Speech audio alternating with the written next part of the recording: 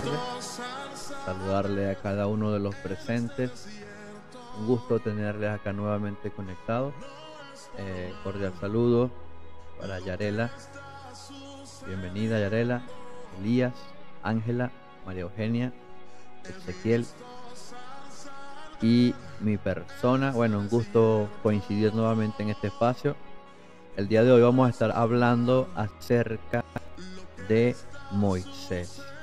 Continuamos lo que habíamos comenzado, o mejor dicho, el hilo que llevábamos de esta cronología, de esta historia del origen del pueblo hebreo, del pueblo de Israel.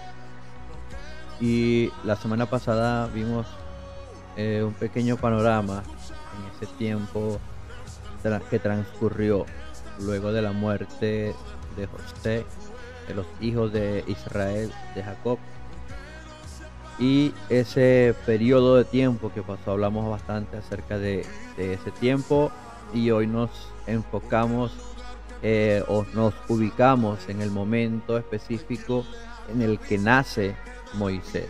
Así que para comenzar, quiero invitarle a que me acompañe en esta oración.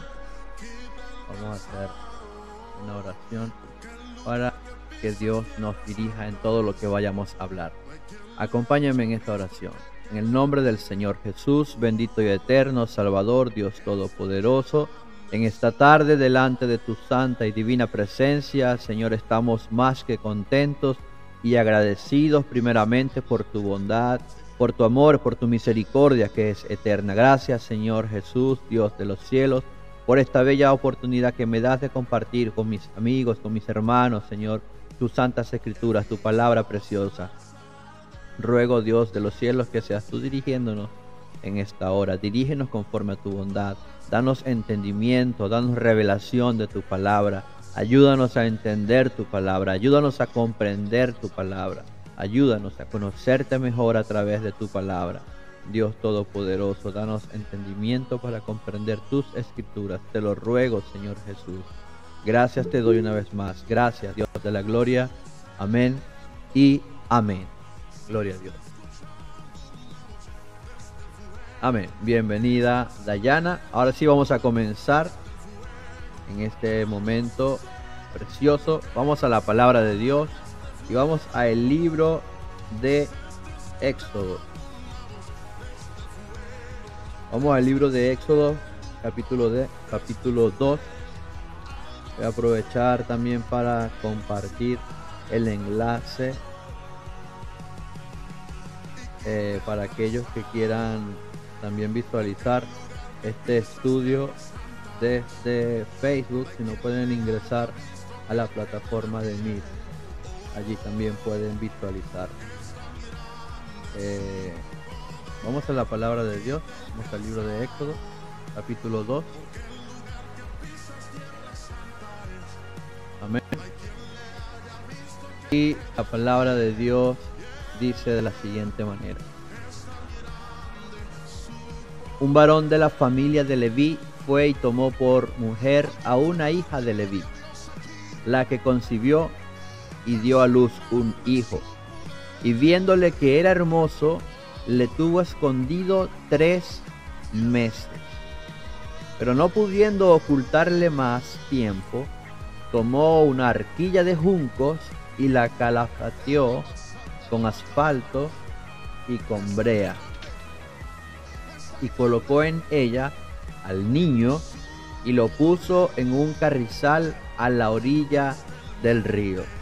Y dice la escritura que una hermana suya, una hermana de este bebé recién nacido, se puso a lo lejos para ver lo que acontecía o lo que acontecería.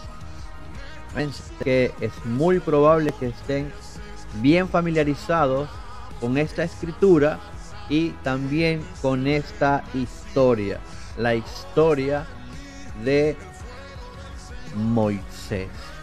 Vamos a contextualizar un poco. Sé que la semana pasada hablamos del entorno en el que nació Moisés, así que no voy a ahondar mucho en lo que está aconteciendo en este entorno alrededor de lo que era este bebé recién nacido. Vamos un momento, vamos a ver un momento lo que sería la genealogía, en este caso de Moisés, pero partiendo desde Leví. Vamos a partir desde Leví. Muy bien, aquí vamos a encontrarnos con lo que sería más o menos el árbol genealógico de Moisés, ¿verdad? Aquí vamos a encontrarnos, hermanos, con un par de cosas. Lo primero que vamos a ver allí es que Leví, hijo de Jacob, Leví era el tercero. Leví era el tercer hijo de Jacob. Leví nació en Padam Aram. Yo sé que ya hablamos de esto, Génesis 35. Cuando nace Leví, Lea dice: ahora esta vez mi esposo se unirá a mí. Esto es porque el nombre Leví significa adherencia o unido. Es lo que se pudiera decir significa el nombre de Leví. Así que la madre de Leví, Lea, dice: ahora esta vez mi esposo se unirá a mí porque le he dado a luz 3 hijos. 3 hijos. ¿Qué sucede con Leví? Leví era el tercero y Dios había escogido a Moisés, que venía descendiendo de este linaje de Leví. Con Leví habían sucedido varias situaciones. Por ejemplo, se entiende que el Señor Jesús desciende de la tribu de Judá. Y muchos se podrían preguntar por qué no escogió la descendencia del primogénito de Jacob. Si cuando nosotros vemos la historia hay una énfasis importante en el primogénito. Lógicamente, en el caso de Isaac, vemos allí cómo se habla tan fuerte acerca de la primogenitura. Se le da una importancia vital a la primogenitura. Pero ¿qué pasa? ¿Por qué Dios escoge el linaje según la carne para el Señor Jesús de Judá y no de los 3 primeros? Recordemos el acontecimiento que hubo. En Siquem, cuando la hermana de ellos fue abusada. Y recordemos que Leví era uno de ellos, junto con Simeón, actuaron drásticamente contra Siquem, que fue el que había violentado a su hermana. Génesis 34, allí aparece eso. Pero más adelante, Jacob, lo vamos a ver dando una palabra fuerte contra Leví, en el momento en el que Jacob bendice a sus hijos, ya ancianos. Hay una palabra incluso profética que se cumple en Leví, porque en el capítulo 49 de Génesis, versículo 7, Jacob dice: maldito su furor, que fue fiero, y su ira, que fue dura. Era la palabra de Jacob para Leví. Y dice: yo los apartaré en Jacob, o sea en Israel, y los esparciré en Israel. Y luego, eso en Génesis 49, y luego mucho más adelante, mucho tiempo después, cientos de años después, en Josué 21:41, cuando están las reparticiones, dice: y todas las ciudades de los levitas en medio de la posesión de los hijos de Israel fueron 48 ciudades con sus ejidos. Es decir, que Leví no tuvo una tierra como tal, como las demás tribus. Leví fue esparcido por toda la tierra de Israel. Y habían, según lo que leímos en Jueces 21, 48 ciudades. Es decir, se cumple la palabra profética que dio Jacob en ese momento. Producto de lo que había sucedido, la actitud violenta, lo que había acontecido con Leví, con Simeón, en consecuencia o como resultado de lo que le habían hecho a su hermana. Y con Rubén sucede algo igual. Por eso estos tres prácticamente se saltan, y el Señor Jesús escoge es el linaje de Judá. El rey David venía de esta tribu de Judá. Pero sin embargo, de esta tribu de Leví, vamos a encontrarnos con algo muy, muy interesante. De la tribu de Leví saldrían lo que luego pasarían a ser los sacerdotes. Y es allí donde entramos en este momento. Leví tuvo 3 hijos, que fueron Gersón, Coat y Merari. Allí vamos a encontrar a los 3 hijos de Leví: Gersón, Coat y Merari. Pero a su vez, Leví también tuvo una hija. Ya vamos a hablar de ella. De estos 3 hijos de Leví, nos enfocamos en Coat. Coat, el segundo hijo mencionado de Leví, lo tenemos allí en Éxodo capítulo 6, versículo 16. Se mencionan nuevamente los hijos de Leví por sus linajes: Gersón, Coat y Merari. Y los años de vida de Leví, dice la palabra de Dios, fueron 137 años. Aprovecho para saludar a mi hermana Rosina. Bendiciones. Comenzamos hace pocos minutos. Estamos hablando de la genealogía de Moisés. Entonces allí está Coat, el cual se nos dice que tiene a su vez 4 hijos: Amram, Izar, Hebrón y Uziel. Hay algo que sucede con Coat, y es que Coat también nace en la tierra de Canaán. Coat es uno de los que entra en Egipto con Jacob. Coat es uno de aquellos 70 que hicieron ese número, 70 de la casa de Jacob, que entraron en Egipto en tiempos de José. Coat ya había nacido en ese tiempo y es mencionado, lo mencionamos, lo vimos la semana pasada cuando hablábamos un poco de aquellas personas que ingresaron de la casa de Jacob.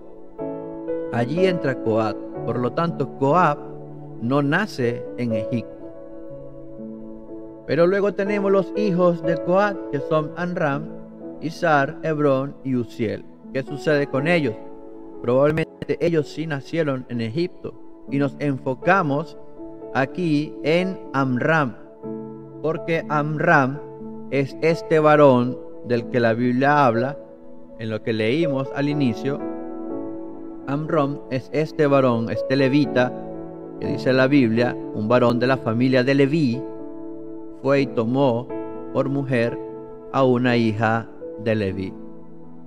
Fíjense que hay una diferencia entre familia de Leví y hay una diferencia con hija de Leví. Parece que nos deja claro de que este varón venía de la familia de Leví, pero que esta mujer era hija, literalmente era hija de Leví, la cual probablemente le pudo haber nacido a Leví en la vejez, muy probablemente. E incluso pudo también haber nacido allí en Egipto, como también pudo haber nacido en la tierra de Canaán, ya que no tenemos fechas exactas con respecto a estos términos. Lo que sí sabemos es que Coat entra en la lista de aquellos 66 que conformaron los 70 de la casa de Jacob que entraron en Egipto. Eso sí lo sabemos. También la Biblia nos dice que Coat vivió 133 años. Allí los vamos a ver. Éxodo capítulo 6, versículo 18. Nos menciona los hijos de Coat, que fueron Amram, Izhar, Hebrón y Uziel, y los años de vida de Coat, los cuales fueron 133 años. Y llegamos a Amram, que es este varón levita que se menciona de la familia de Leví. Es nieto, por lo tanto, de Leví. Amram, nieto de Leví. Aquí lo podemos ver en esta genealogía o en este pequeño cuadro que les estoy mostrando. Acá podemos ver cómo tenemos a Leví, Coat, Amram, y de allí nacerían estas tres personas: Aarón, Miriam y Moisés. Hay una traducción que el nombre de Miriam lo coloca como María. No sé si alguno lo notó, quizás la semana pasada cuando hablé de Moisés y de sus hermanos. Hay una traducción que aparece el nombre como María. Esto lo vamos a ver nosotros acá. En algunas traducciones también como Miriam. Lo que no sabemos con certeza sería la edad que tenían ellos, pero la Biblia sí nos relata de que Miriam, la hermana de Moisés, ya tenía cierta edad para distinguir entre algunos aspectos, como por ejemplo ir a ver donde su mamá dejaba el bebé, ver qué pasaría con el bebé, quedarse a lo lejos a la expectativa, mirando o cuidando tal vez. Nos da a entender de que Miriam ya tenía algunos años, por lo menos diría yo unos 10 años, para que tenga este tipo de comportamiento. 8 años, 9 años, 10 tal vez, quizás un poco más. Llegamos con esta persona, con este varón de la familia de Leví llamado Amram, el cual es nieto de Leví. Y de Amram podemos ver que se nos dice que toma por mujer a Joquebed. Este es otro nombre que también se traduce de diferentes maneras. Vamos a leerlo en algunas otras versiones para también tener una comparación acerca de esto. La hermana de su padre. En aquel entonces este tipo de matrimonios estaba permitido, pero posterior a ello, cuando llega la ley mosaica, por decirlo de una manera, cuando llega la ley mosaica, esto cambia. Pero en aquel entonces sí estaba permitido. Capítulo 6 de Crónicas, en el versículo 18, nos menciona los hijos de Coat: Amram, Izhar, Hebrón y Uziel. Los hijos de Merari son mencionados allí, los hijos de Gerson también, y luego se siguen mencionando toda la descendencia más específica de lo que fue o de lo que es la tribu de Leví, los hijos de Leví. En ese capítulo 6 de Primera de Crónica, usted va a encontrar una gran cantidad de nombres en detalles de esta descendencia, de esta familia de los hijos de Leví. Pero en este caso nosotros nos quedamos hasta Amram, ya que con Amram, hablamos entonces del nacimiento de Aarón, Miriam y Moisés. Sabiendo que Aarón y Miriam eran mayores que Moisés, vamos entonces a entrar un poco en esta parte de Moisés y su nacimiento. En primer lugar, sabemos lo que estaba pasando alrededor. Sabemos la situación política, la situación cultural, sabemos un poco lo que es este entorno en el cual nace Moisés.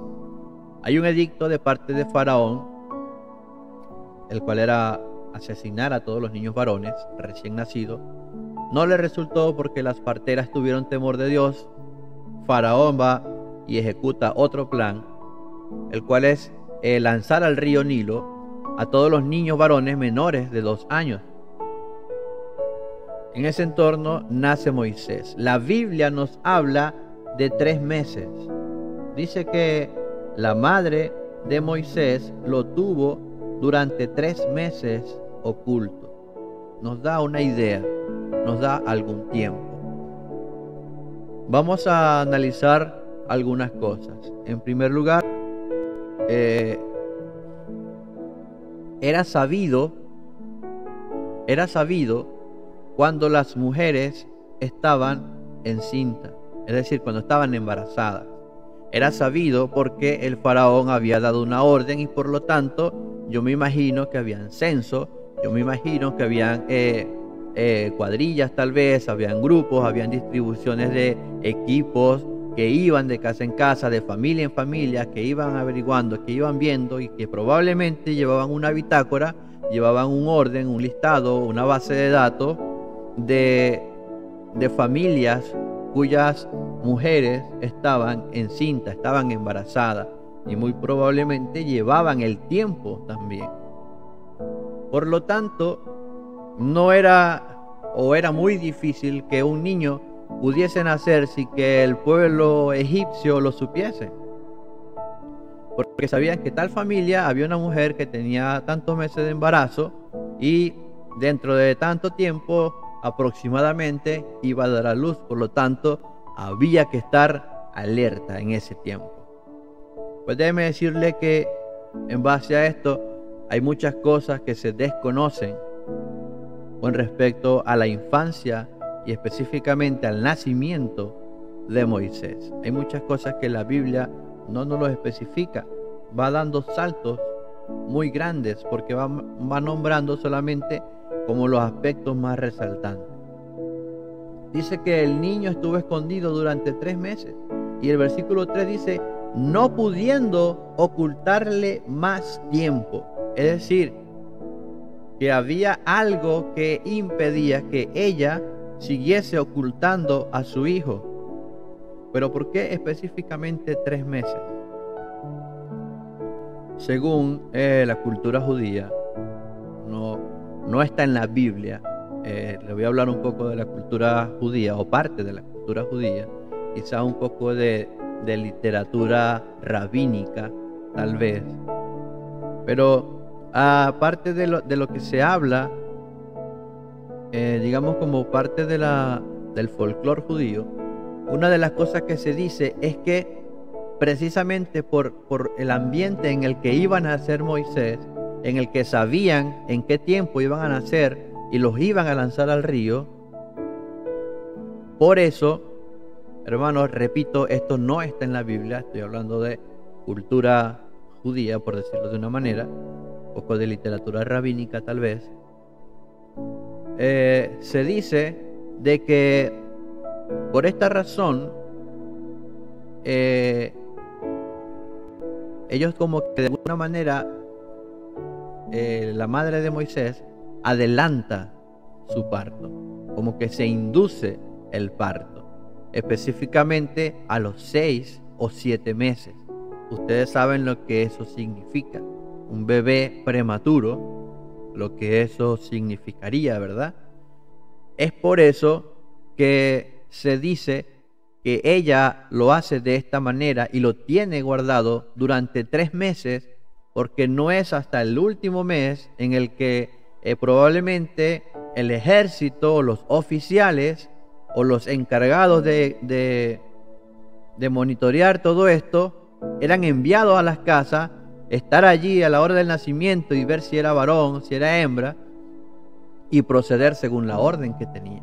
Entonces, según esta cultura, según este folclore, según esta historia, se dice de que Moisés nació prematuro y lo tuvieron guardado este tiempo, pero cuando se llegó la hora, por eso se hablan de 3 meses, ya no podían ocultarlo más. La Biblia nos dice que ya no podían ocultarlo más tiempo, pero no nos dice por qué. Este folclore o esta literatura o esta cultura lo que hace es tratar de agregarle más ingredientes para tratar de entender un poco mejor esta historia tan importante para el pueblo judío y por ende para nosotros también. Pasan los 3 meses, ya no lo pueden ocultar más. Deciden que ha llegado el momento de dejarlo en las manos de Dios.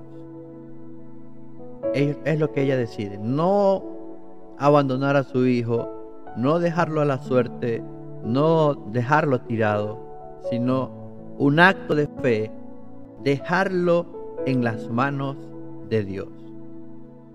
Parte de esta cultura que les estoy mencionando no está en la Biblia, y me disculpan si hago la reiteración, pero quiero que quede claro que esto no está en la Biblia, no aparece en la Biblia como tal. Aprovecho para saludar a mi hermano Darwin Torres, pastor en la iglesia del Rotario. Bendiciones. Estamos hablando del nacimiento de Moisés, y parte de esta cultura judía, parte de este folclore, de esta literatura rabínica, habla de que Miriam, la hermana de Moisés, había tenido un sueño. Amén.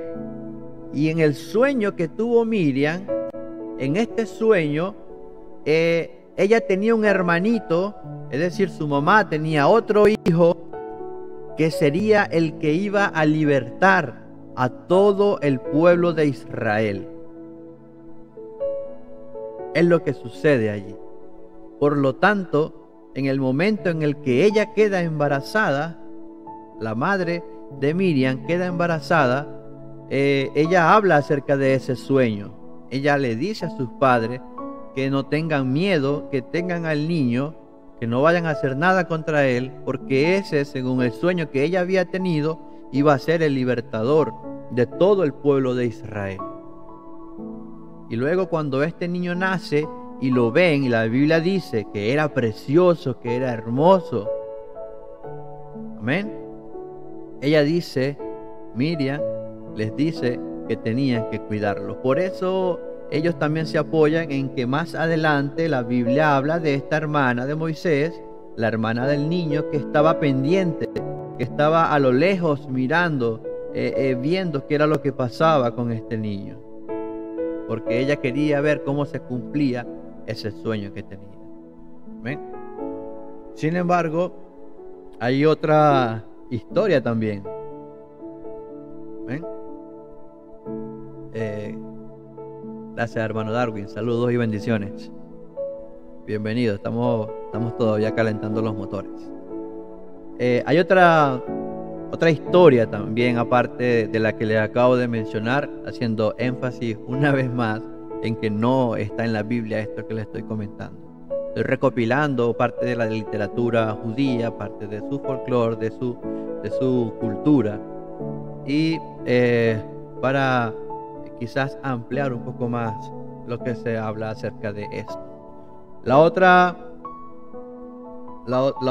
historia, teoría que se maneja con respecto a esto, es que en el momento en el que la esposa de Amram queda embarazada, él la repudia, como que la culpa por haber quedado embarazada, sabiendo que todo lo que estaba aconteciendo, él la repudia, ¿verdad?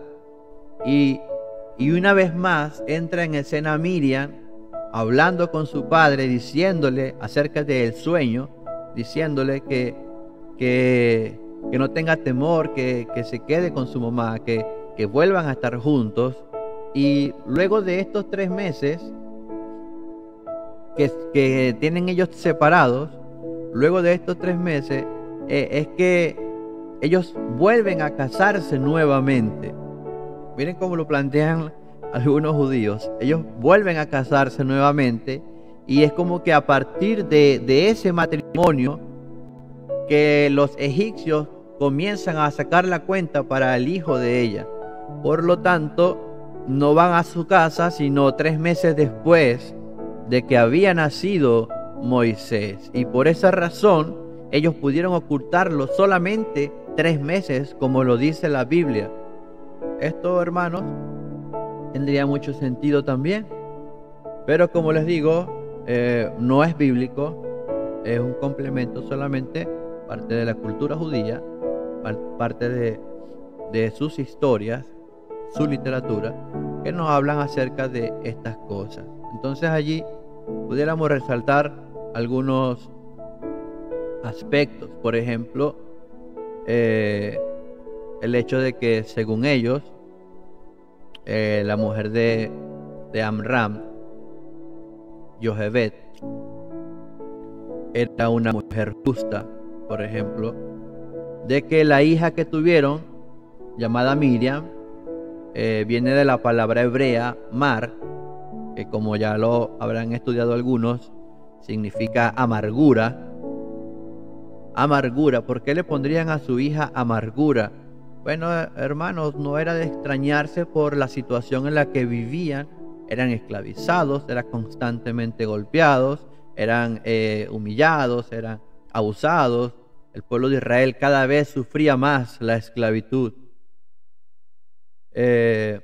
Tuvieron un hijo llamado Aarón. Según ellos, Miriam es mayor que Aarón. Y Aarón nace en el mismo tiempo en el que se sale el decreto de lanzar los niños hebreos al mar. Es decir, que Aarón se salva por poco tiempo de también haber caído o haber sido víctima de este decreto de Faraón de matar a todos los niños menores de 2 años. Aarón nace un poco antes de ese decreto y por lo tanto puede salvarse. ¿Qué otra cosa según esta historia o estas culturas pudiéramos resaltar? Luego lo que pudiéramos hablar sería acerca del mérito también de la hija de Faraón. Vamos a hablar un poco acerca de la hija de Faraón. No voy a hablar mucho acerca de la canasta que la madre hace de Moisés y que la deja en el río, porque yo sé que son cosas que ya se han hablado mucho, que ya se han mencionado mucho. Amén. Y por ende, vamos a avanzar un poquito más. Vamos a hablar un poquito acerca de la hija de Faraón. Y bueno, digamos que algunos estudios se han hecho por allí, digamos que algo se ha investigado, algo se ha leído, hermanos, y pudiéramos sacar varias conclusiones. En primer lugar, la Biblia nos dice la hija de Faraón. No nos dice cómo se llama, ni siquiera nos dice cómo se llama Faraón. Se refiere a Faraón como si Faraón, por ejemplo, fuese su nombre y no el título, por decirlo de otra manera. Se habla de Faraón, pero no se dice quién es este Faraón o cómo se llama este Faraón. Se habla de la hija de Faraón, pero no se nos dice cómo se llama esta hija de Faraón. Por lo que se han hecho estudios, por lo que se han hecho cálculos, en base a los años se han hecho aproximados, hay teorías, hay mucho que hablar con respecto a esto, hermanos. Yo les hablé incluso de las dinastías la semana pasada, le hablé de los Hicsos, le hablé de la dinastía 18, 19, de los egipcios, y coincidimos entre varias cosas que pude investigar. Hay varias coincidencias y una de ellas tiene que ver con la dinastía 19 de los egipcios, y allí sale a relucir un nombre y es el nombre de Ramsés I, Ramsés I. Este Ramsés I no es el faraón que da la orden de matar a los niños, no. Este Ramsés I es el padre de este faraón que da la orden de matar a todos los niños. ¿Ven? Entre paréntesis, aprovecho para recordarles que en cualquier momento ustedes pueden participar si lo desean.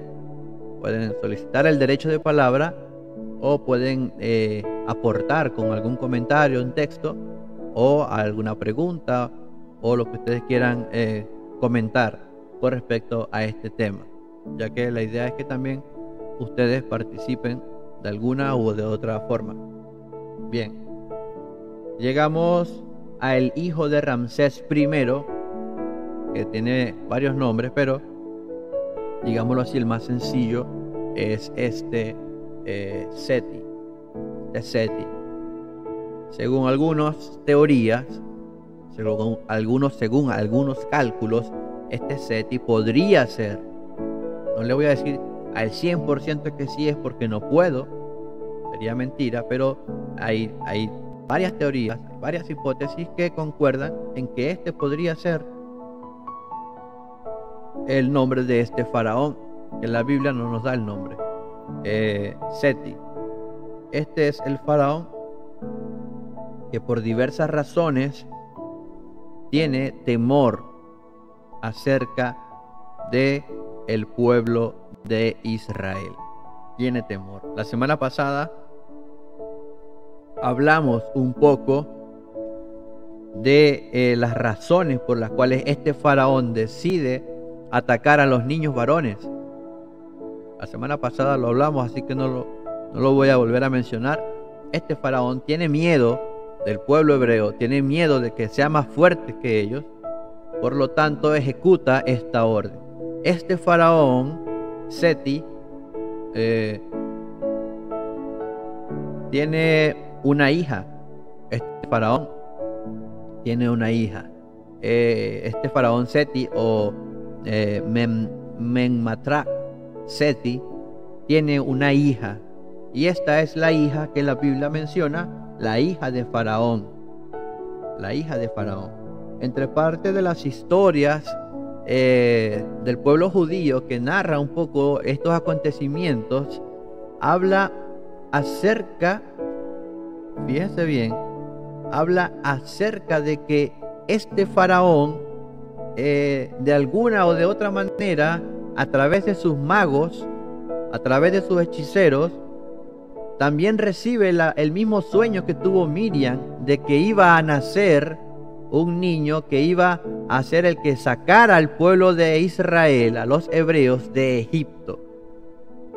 Y precisamente por eso es que este faraón da la orden de matar a todos los niños, porque no quería, por razones evidentes, que esto sucediera. Pero la Biblia también nos habla del temor que tenía este faraón del pueblo de Israel. Así que este faraón, Menmatra Seti, tiene también un hijo varón. Este hijo sería Ramsés II. Y este Ramsés II, como ustedes probablemente lo están viendo allí en sus pantallas, este Ramsés II sería el faraón en el tiempo en el que Moisés, ya de 80 años, vuelve a Egipto para sacar al pueblo de Israel por orden directa de Dios. ¿Qué es lo que significa? Que esta hija de Faraón que menciona la Biblia acá, esta hija de Faraón sería entonces hermana de Ramsés II, y por eso se habla de la hija de Faraón, o la madre adoptiva de Moisés. En hebreo se le da este nombre a esta hija de Faraón, o a esta madre adoptiva, que es Bat Paró. Bat Paró literalmente lo que significa es hija de Faraón. Así como se le menciona en la Biblia, hija de Faraón, no se le da un nombre específico. Pero en la tradición rabínica, a esta hija de Faraón se le denomina Bithia. Y este Bithia en hebreo sería como Batya o Batya, perdón por las pronunciaciones, pero este Batya o Batya literalmente significa hija de Yahweh. En la tradición rabínica le dan este nombre a la hija de Faraón. En el cristianismo algunos pudieran ver que a la hija de Faraón le llaman Termutis, o Cermutis. Son algunos de los nombres que les da. Sin embargo, otro nombre que resalta por allí es el de la princesa Enutmire o Enutmir, que fue el que yo coloqué allí en esa especie de genealogía adoptiva de Moisés. ¿Por qué? Porque recordemos entonces o avancemos entonces en la historia. Avancemos en la historia. La Biblia lo narra, hermanos, nos narra específicamente de que la hija de Faraón descendió a lavarse al río y andaba con sus doncellas por la ribera. Así lo dice la palabra de Dios, pero la cultura, la historia, la narrativa que yo les estoy compartiendo en paralelo a lo que dice la Biblia, hermanos,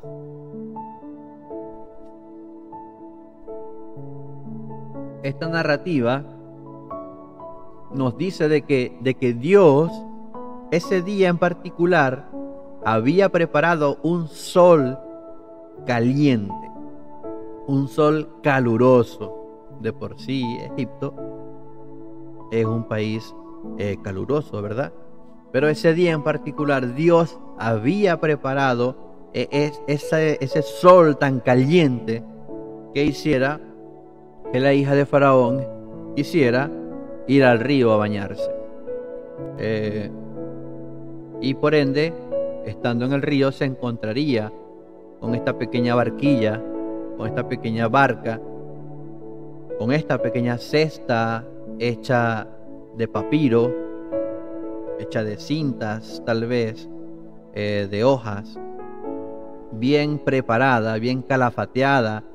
Se habla de arcilla también, se habla de una buena preparación, de manera que no le entrara el agua, de manera que este niño pudiera navegar, por decirlo de una manera, sin que le pasara algo malo, o se hundiera, o qué sé yo. Hermanos, estaba bien preparada esta barquilla.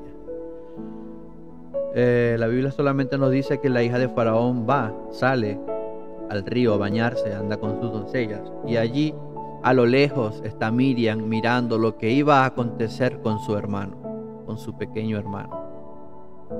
La palabra de Dios nos habla de que es esta hija de Faraón la que le coloca el nombre a Moisés. En el versículo 10, ya cuando el niño crece, ella, me estoy adelantando un poco, pero aquí se habla de que la hija de Faraón le puso el nombre de Moisés, diciendo, porque de las aguas lo saqué. Y vamos a hacer una pequeña pausa con respecto a el nombre de Moisés, ya que incluso el nombre de Moisés también ha sido causa de debate. El nombre de Moisés, ¿por qué? Porque le dan el nombre en hebreo, la traducción en hebrea. Si el nombre se lo da la egipcia, se supone que debería ser un nombre egipcio, y se habla mucho acerca de esto. Pero cuando nosotros leemos este versículo en hebreo, hay dos palabras que son claves en este versículo 10. Este versículo 10 nos da dos palabras claves, la cual una es el nombre de Moisés y la otra es cuando dice porque de las aguas lo saqué. Se habla de Moisés y se habla de sacar, y estas dos palabras en hebreo son muy parecidas. En hebreo una es Moshe y la otra es Mashah. Son muy parecidas estas dos palabras y por lo tanto sus significados están entrerelacionados. Si nosotros traducimos Moshe, que es el hebreo de Moisés, significaría entregar, pero entregar como de liberar, liberar o entregar. Entregar en el sentido de sacar algo y entregarlo a otra cosa, es decir, a algo cautivo, entregarlo a la libertad. Por eso se habla de esa liberación, ese liberar. Para el pueblo de Israel sería, en su idioma, en hebreo, sería ideal utilizar este Moshe, porque Moisés vendría a ser el libertador de Israel. De allí este Moshe, pero es muy parecido a Mashiach o Mashiach, porque habla de sacar, y esta egipcia dice, porque de las aguas lo saqué, porque de las aguas lo saqué. Sin embargo, hay otra cosa que va un poquito más allá y tiene que ver con el egipcio, tiene que ver directamente con el egipcio, y habla de que este Mo o Me o Mag de Moshe viene en el egipcio, viene a hacer referencia de hijo de. Por ejemplo, en el caso de Ramsés, se habla de el Emses, porque es hijo de Ra. Y así, varios de los nombres egipcios, con el Ses, con el C o en el Mses o Mses, algo así, habla de ser hijo de. Entonces, por allí se habla de que ese Moisés estaría haciendo referencia a ser hijo de alguien. Entonces, sea una traducción o sea la otra traducción, el pueblo hebreo le da significado a ese nombre Moshe, liberar o entregar, o incluso como si fuese Masha sería sacar, porque él sacaría al pueblo de Egipto, de Israel, de la esclavitud. Él sacaría a su pueblo de la esclavitud. Entonces el pueblo hebreo le da esa traducción, esa connotación a Moshe, que es muy, muy interesante estudiar o analizar esto del nombre, porque antiguamente cuando se nombraba a alguien había un sentido, había un significado, había una razón de ser. Si usted ahora ve, hay lugares donde, ¿para qué hablar de los nombres que escogen algunos padres para sus hijos? Amén. Antiguamente pues había una razón de ser. Todavía quedamos algunos que creemos en tener un nombre con un significado, que cuando tú le pongas un nombre a tu hijo sea por alguna razón, que tenga un impacto, que tenga un significado. Y bueno, ahí está entonces un poco lo que sería el origen del nombre de Moisés. Espero que quede por allí, quizás para hablar un poco más del tema. Así aprovecho el momento para saludar a la hermana Analía. Hermana Analía, bendiciones, saludos. Anda viajando. Qué bueno que pueda estar por allí, a pesar de que esté viajando, que pueda escuchar y estar allí conectada, hermano. Bendiciones. Seguimos entonces, hermanos. Cuando usted desee, quiera participar, puede hacerlo. Yo voy a seguir avanzando para ver hasta dónde llegamos. Estamos hablando de Moisés. Este faraón Seti se ubica aproximadamente en la dinastía 19. Aproximadamente reinó sobre 15 años. Aproximadamente. Por lo tanto, el hijo de Seti sería Ramsés II. Vendría a ser como una especie de tío. Sería como un tío para Moisés. En algunas películas o en algunas caricaturas los presentan como si ellos fuesen primos o casi hermanos, como criados juntos. Pero más bien sería una relación de tío y sobrino, si lo llevamos a ese aspecto. Aunque probablemente este faraón Seti, viendo que su hija tomó a un hebreo como suyo, probablemente quizás él lo haya criado también como un hijo. Por eso quizás se habla de una relación de hermandad entre Ramsés II y Moisés, por decirlo de una manera. Con respecto a lo que estábamos hablando, volviendo al tema de esta princesa, la hija del faraón que la Biblia nos menciona, sin saber cómo se llama. Amén. Volviendo con la historia de esta princesa, según esta tradición, se habla de que esta princesa egipcia más tarde abandonaría el politeísmo egipcio. Ustedes saben que los egipcios, o por lo menos hablando del egipcio de esta época, era politeísta, tenía una serie de dioses, y el pueblo de Israel ha sido monoteísta desde siempre. Así que esta mujer egipcia abandona el politeísmo, adopta la religión de los hebreos, acepta a Yahweh como el único y verdadero Dios, incluso acompaña a los hebreos cuando salen de Egipto. Es interesante la influencia que probablemente tuvo Moisés en su madre. Luego, para ir un poquito más allá, se dice de que esta princesa, hija de Faraón,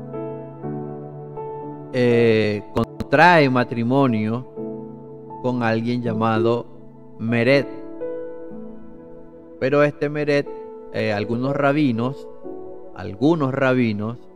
lo identificaron como Caleb de la tribu de Judá, y que a su vez fue la madre de Jered, de Eber y Jecutiel.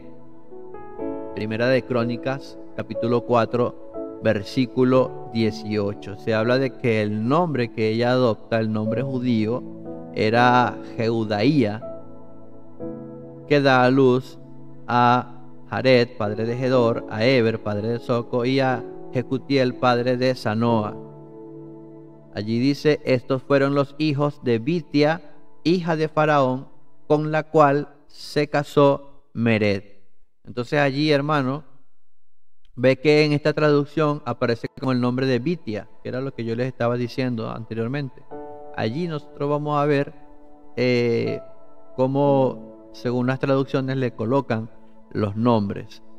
Por eso, en algunos casos, incluso el nombre de Coat, en algunas traducciones aparece así, tal cual, Coat, con C-O-A-T, pero en otras traducciones lo vamos a ver, por ejemplo, con una Q, pero que al final, a nivel de sonido, suena muy parecido. Aprovecho para saludar a mi hermano Brian Solís, bienvenido. Estamos estudiando acerca de Moisés. Específicamente, en este momento estamos hablando de la madre adoptiva de Moisés, la cual en Primera de Crónicas, capítulo 4, versículo 18, se nos ubica como Bitia, hija de Faraón. Y este Mered que se menciona allí, algunos rabinos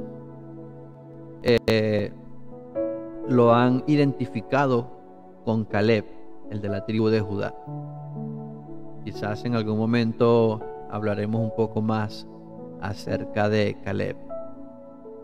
Esta hija de Faraón toma este bebé, y aquí sucede algo, porque las doncellas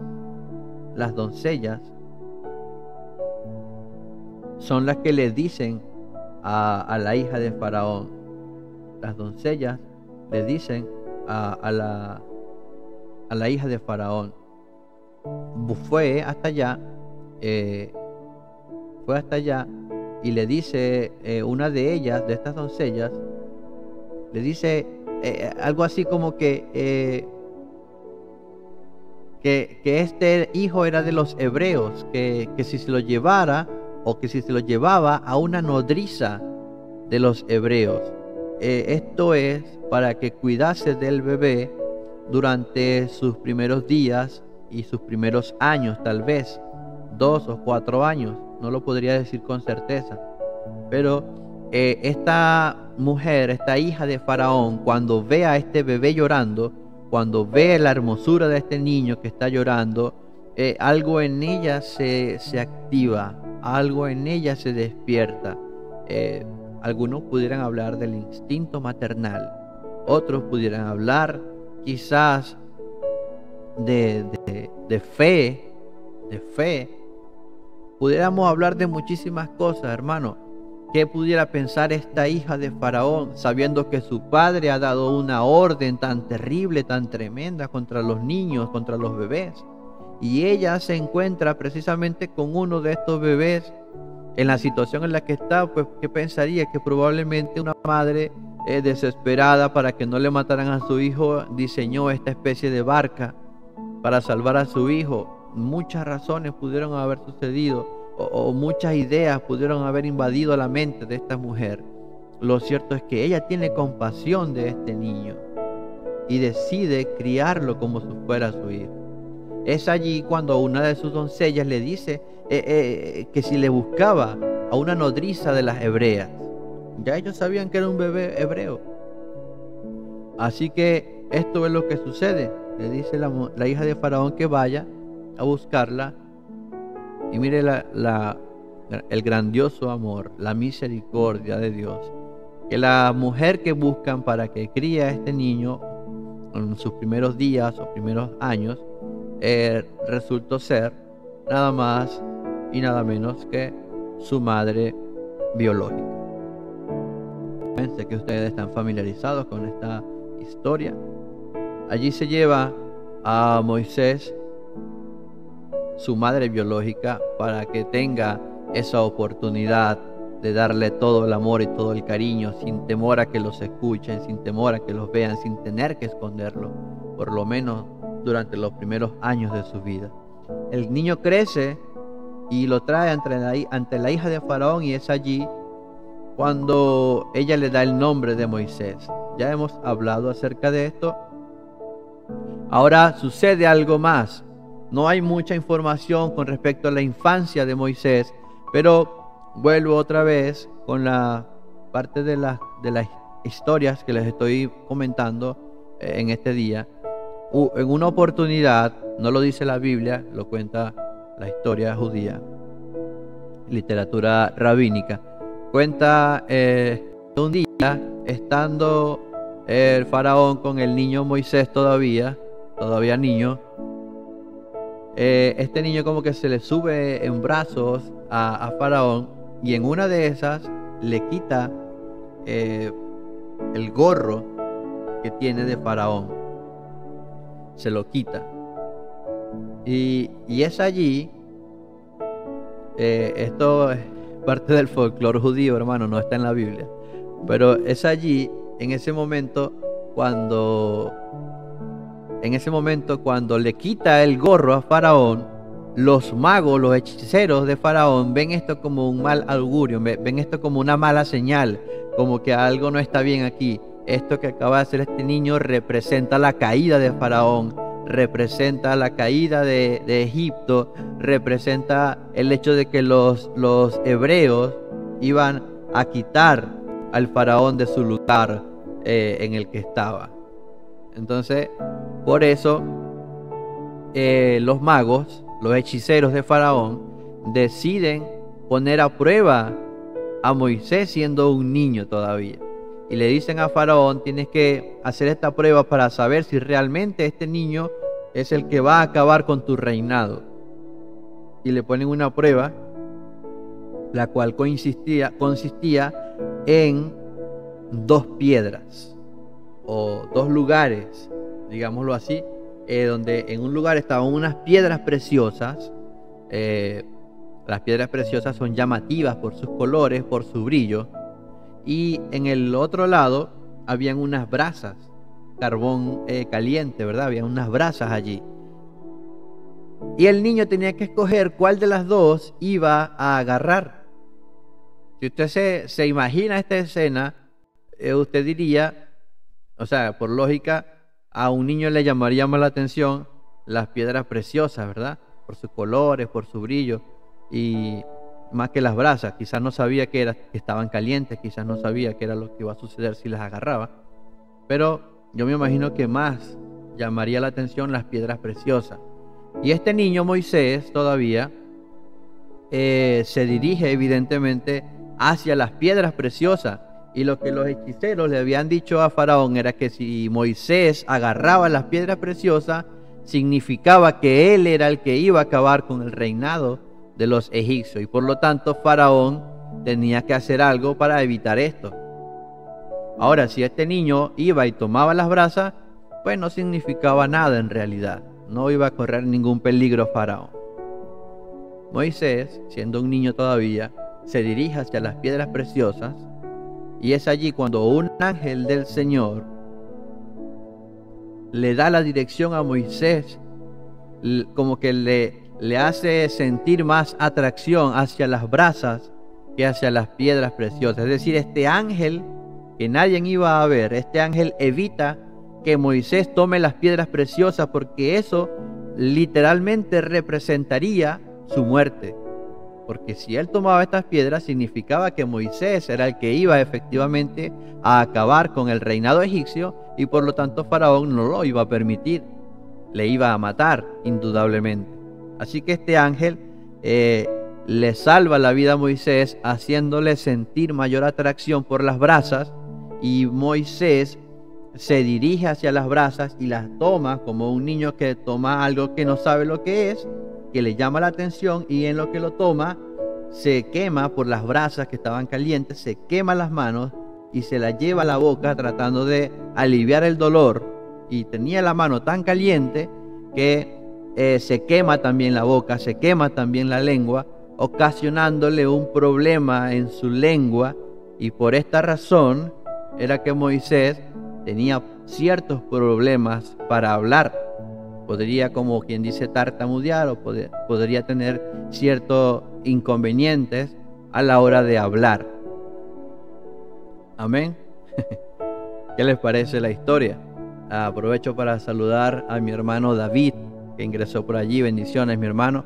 Estaba compartiendo parte de una historia judía, parte de una literatura rabínica. No, eso no está en la Biblia, hermanos. Mucho cuidado.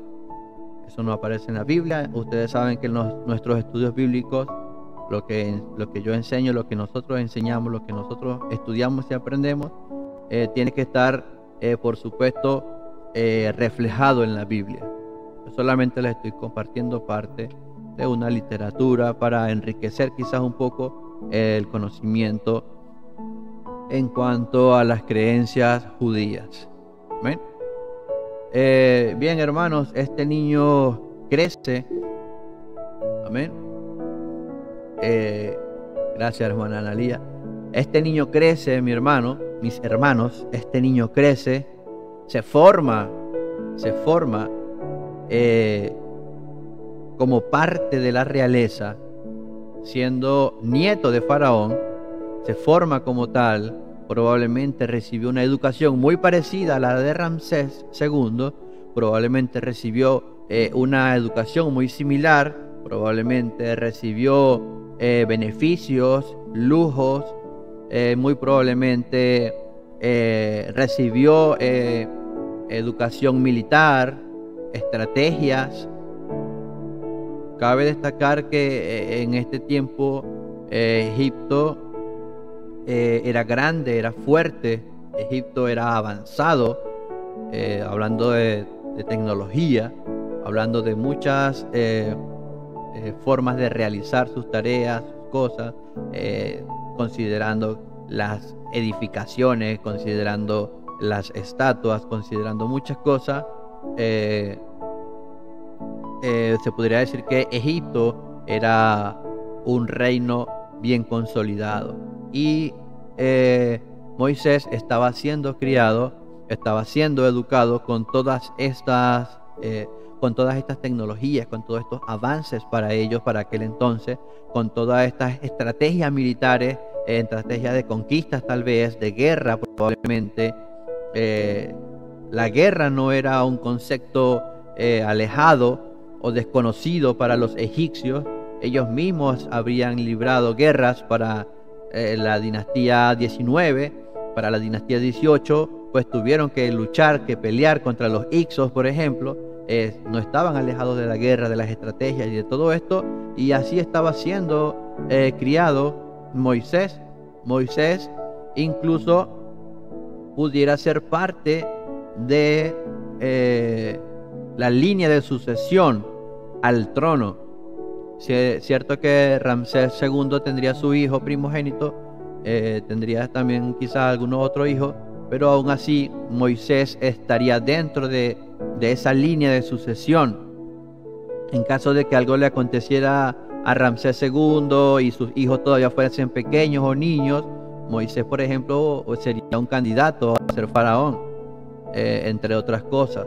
Si algo le acontecía a los hijos de Ramsés II, Moisés estaba por allí en esa línea de sucesión, porque así era como se manejaban los reinos. Incluso en la actualidad, cuando se habla de monarquía, se entiende que hay una línea de sucesión, se entiende que hay un orden para ello. Incluso el rey tiene la potestad de nombrar a su sucesor. Así que en todo ese ambiente político, estratégico, territorial incluso, en todo ese ambiente se formó Moisés. Y muchas de esas cosas se iban a ver reflejadas tal vez en Moisés más adelante. Algunas personas hablan de Moisés como alguien con valores, como alguien, incluso algunos van un poco más allá, le colocan quizás una etiqueta, dicen, no, Moisés era humanista. Algunos tratan de ver a Moisés como un revolucionario, tratan de colocarle etiquetas a Moisés. Moisés era un ser humano, como usted y como yo. Moisés había sido criado de una manera y llegó el momento en el que se encontró en un dilema, siendo que él sabía cuál era su raíz. Él no desconocía ser de ascendencia hebrea, él no lo desconocía. Bastaba solamente con verse a él y ver a sus hermanos egipcios para ver las diferencias. Él no desconocía de su ascendencia hebrea. Eso probablemente sea un punto de debate en algún momento si lo desean. Pero Moisés, él sabía que él era hebreo, de ascendencia hebrea, a pesar de estar siendo criado con las costumbres egipcias. Él sabía que él era de ascendencia hebrea. Por lo tanto, llega el momento en el que Moisés se encuentra en un dilema, y aquí comienza ese recorrido o esa transición de Moisés, de tener mucho a tener nada, de tener acceso a lujos, a estar simplemente sin un techo. Aquí va a comenzar ese viaje tan importante en la vida de Moisés, porque llega el momento en el que él se encuentra en una situación comprometedora. Él está viendo cómo están abusando de uno de sus hermanos hebreos. Todo esto la Biblia lo señala prácticamente en el capítulo 2 de Éxodo. Todo esto en el capítulo 2 de Éxodo se habla desde el nacimiento de Moisés hasta que él huye al desierto. Todo esto sucede, hermano, en el capítulo 2, pero es impresionante la cantidad de información, la cantidad de detalles que nosotros pudiéramos conseguir en este capítulo 2 de Éxodo. Es toda la vida, son los 80 primeros años de Moisés. 80 años. 80 años cuando él vuelve a Egipto, ya con 80 años, para sacar al pueblo de Israel. O sea, aquí se está hablando prácticamente desde el niño, desde el bebé, hasta Moisés en una edad ya adulta de 40 años, cuando él ve lo que está pasando con el pueblo hebreo. Él se forma, él se cría en la casa de Faraón, pero recordemos que los hebreos son duramente castigados, son duramente forzados a trabajar porque son esclavos. Y Moisés se hace adulto viendo esto, hermano, viendo esto, hasta que llega un momento en el que algo le pasa a Moisés. Y dice la escritura que que él, en el versículo 11, dice: en aquellos días sucedió que, crecido ya Moisés, salió a sus hermanos y los vio en sus duras tareas. Se refiere a Moisés y se refiere a los hebreos como sus hermanos, y dice que los vio haciendo sus duras tareas, y observa a un egipcio que golpeaba a uno de los hebreos, sus hermanos, dice la Biblia. Entonces miró a todas partes, y viendo que no aparecía nadie, mató al egipcio y lo escondió en la arena. En este momento, Moisés se encuentra en un punto en el que tiene que decidir: o hago algo por mis hermanos, o dejo que las cosas sigan estando como están. Yo me imagino que Moisés no pensaba cambiar toda la historia con lo que iba a hacer. Era una sola persona a la cual él iba a enfrentar. Eso quizás no cambiaría toda la historia del pueblo hebreo, que ya tenía cientos de años como esclavo. Mas sin embargo, Moisés, al darse cuenta de que no había nadie más, actúa en contra de este egipcio y lo mata. Luego, dice: al día siguiente salió y vio a 2 hebreos que reñían. Al día siguiente, hermano. Al día siguiente. Moisés se da cuenta de que estaban peleando entre ellos, entre hermanos. Y entonces dijo al que maltrataba al otro, le dice: ¿por qué golpeas a tu prójimo? ¿Por qué golpeas a tu hermano? En otras palabras, siendo que todos ustedes son esclavos, que son los egipcios los que los golpean a ustedes, que son los egipcios los que abusan de ustedes, ¿por qué ahora ustedes van a pelear entre ustedes mismos? Siendo que son hermanos, que son familia, que pertenecen al mismo pueblo.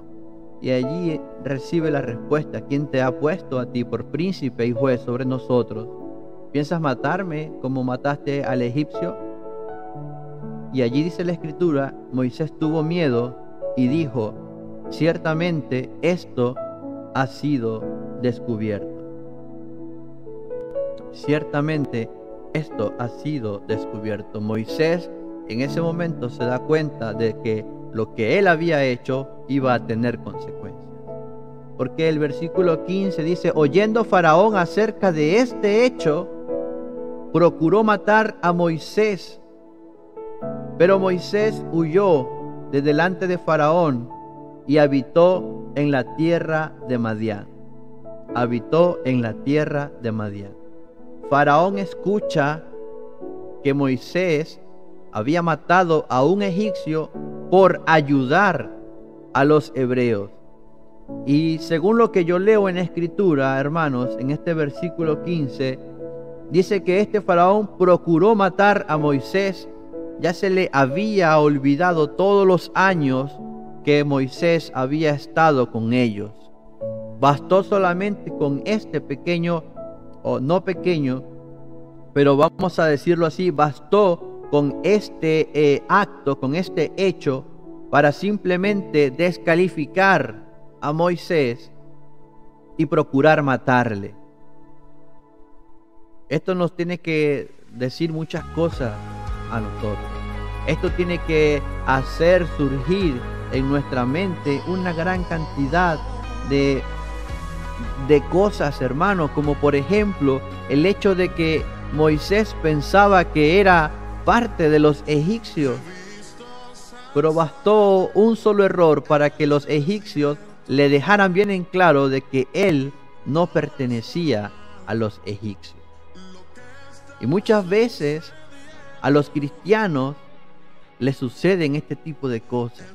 Aquellos cristianos que se alejan del pueblo de Dios, aquellos cristianos que comienzan a actuar como si perteneciesen al mundo, creyendo que allí están bien, creyendo que allí lo tienen todo, pero llega el momento en el que el mundo le da la espalda y le dice: tú no perteneces aquí. Tú no mereces estar aquí, tú no eres parte de nosotros, tú perteneces a otro lugar. Y era lo que Moisés estaba recibiendo en este momento. Moisés estaba recibiendo un recordatorio de que él no pertenecía al pueblo de Egipto. Qué triste para aquellos cristianos que quieren pertenecer al pueblo de Egipto. Pero ahora Moisés estaba recibiendo este recordatorio de que él no era egipcio y de que su destino, de que su futuro no era en el pueblo de Egipto, de que él tenía que hacer algo más. Y allí comienza este viaje para Moisés. Bastó solo esto. Déjeme decirle que si Faraón fuese el padre biológico de Moisés, no hubiese procurado matarle por este acto. Si hubiese sido Ramsés II el que mató a este otro egipcio, pues su padre Faraón no iba a procurar matar a su propio hijo por esta razón. Pero como Moisés no era egipcio, Faraón no dudó en atentar contra él. Faraón no dudó en procurar matar a Moisés. Y es aquí cuando Moisés se va a la tierra de Madián. Vamos a dejarlo hasta aquí. Vamos a dejarlo hasta este momento en el que Moisés se va a la tierra de Madián. Luego de esto vamos a ir avanzando un poco más rápido, hermanos, porque hay mucho que hablar acerca de Moisés. Ya nos estamos acercando al momento en el que el pueblo de Israel sale de Egipto, y hay varias cosas que vamos a resaltar en esto. Este estudio bíblico habla del origen del pueblo hebreo, el origen del pueblo de Israel, y hasta este momento todavía Israel no existe como nación. En este momento Israel, a pesar de ser un pueblo grande, un pueblo numeroso, cientos de miles, a pesar de eso todavía no existen como nación porque no tienen un territorio físico. Es decir, son un pueblo, pudiéramos decir nómada, porque todavía no tienen una tierra física. Entonces ya nos estamos acercando a ese momento. Hemos llegado en este punto en el que aparece Moisés, y Moisés es el que con la mano poderosa de Dios iba a sacar al pueblo de Israel de la esclavitud de los egipcios. Entonces vamos a dejarlo hasta acá, hermanos, hasta el momento en el que él llega a Madián. La semana que viene continuamos desde acá, desde Madián.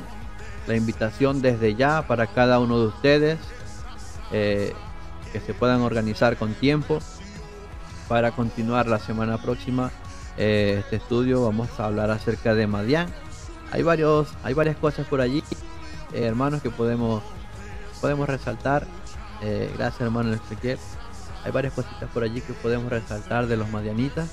¿Ven? Sí, seguimos orando por el pastor Ezequiel Barrientos, claro que sí. El Señor tiene todo bajo control, seguimos confiando en Él. Vamos a quedar despedidos, hermanos. Vamos a hacer la última oración para quedar despedidos. Voy a finalizar el en vivo para los que quizás estaban viendo desde Facebook. Saludos y bendiciones a todos. Amén. Nosotros acá, hermanos, vamos a orar para quedar despedidos. Quisiera que me acompañara en esta oración. Cierre sus ojos, está en su poder hacerlo, y ore conmigo para quedar despedidos. En el nombre del Señor Jesús, amantísimo Creador de los cielos y la tierra, Dios Todopoderoso, te doy las gracias una vez más por este momento, por este espacio, Señor Jesús. Gracias por tu bondad y por tu amor. Gracias por cada hermano, por cada hermana que pudo conectarse, Señor. Gracias te doy por cada uno de ellos. Derrama de tu bendición sobre ellos, Señor. Derrama de tu bendición sobre cada hogar representado, Señor. Sobre cada hogar que estuvo atento escuchando tu palabra, Jesús. derrama de tu bendición sobre ellos. Ruego también por mi pastor Ezequiel Barrientos. Tú tienes el control, en ti está nuestra confianza y sé que tú estás obrando de una manera poderosa en él. Así lo creemos y en ti confiamos completamente. Despídanos ahora en paz y que seas tú, tu presencia en nosotros cada día de nuestra vida, guardándonos y librándonos de todo mal. Gracias te damos, Dios Todopoderoso, en el nombre del Señor Jesús. Amén y amén. Un gusto, hermanos y hermanas, de verdad que sí.